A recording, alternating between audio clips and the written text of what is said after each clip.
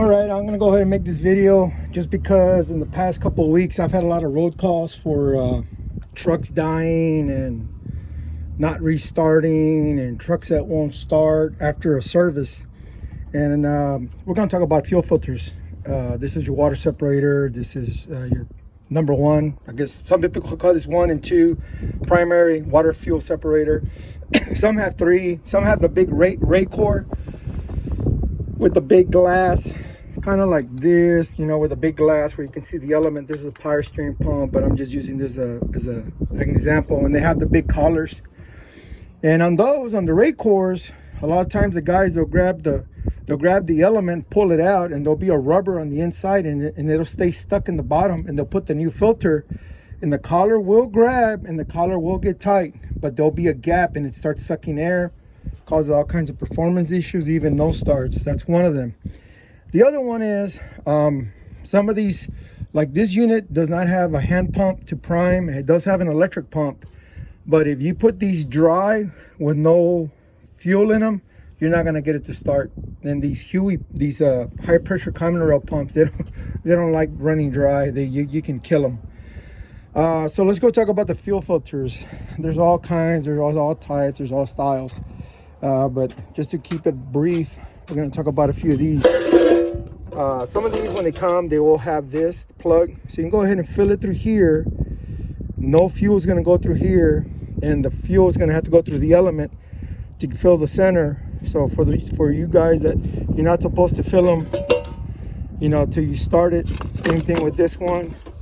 It comes with this nice little deal. Put on top, fill it through here, get it all the way to the top, and spin it on. On locomotives, marine ships, they can have as many as 12, 16 filters. And if you don't, let me tell you what, you put 16 filters with no fuel in them, yeah, right. I think ain't never gonna start. I don't care how long you crank on it. And some of them are air start, so you have to wait for the air to build back up, and that's a whole big hassle. So the other thing I see, guys, they'll pull the filter, the oil ring will stay inside. They don't check to see that it's removed, and it'll double up, and they'll let the filter hang, and it won't start. There's some of these, like this one in the center has an oil ring, and same thing. They won't remove it, and it'll double up, or they'll remove it, but they forget to put the other one in the center, and it will cause all kinds of weird problems with the fuel pressure. So, you know, if it has an oil ring, be sure to make sure you remove the old one and lubricate the new one. I use Lubriplate, I use diesel, I use all kinds of different things. I mean, it depends on what's on hand. But yeah, I mean, I literally have had multiple calls for guys with no starts after a PM or a filter change. And what I'm seeing is we're getting a lot of new young guys that have never worked on diesels. And they get themselves into trouble because they don't know how to prime them, or they don't know how to get them in.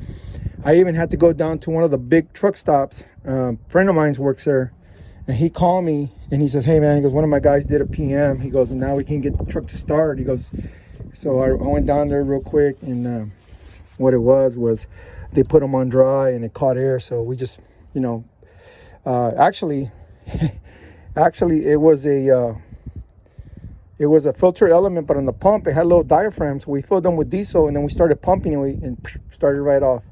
So anyway, guys, especially the newer engines, some of the pack cars, I mean, some of the brand new pack cars, they even have a tool to pull vacuum to get the air out of the fuel system. Most times, you know, fill these up with diesel, you know, from the outside, so it'll filter. And then go ahead and let that pump prime. Like if it's a Cummins, it'll have a self-priming pump. Turn it on 2 or 3 times and then go start it, and you should fire right up. But anyway, thanks for watching.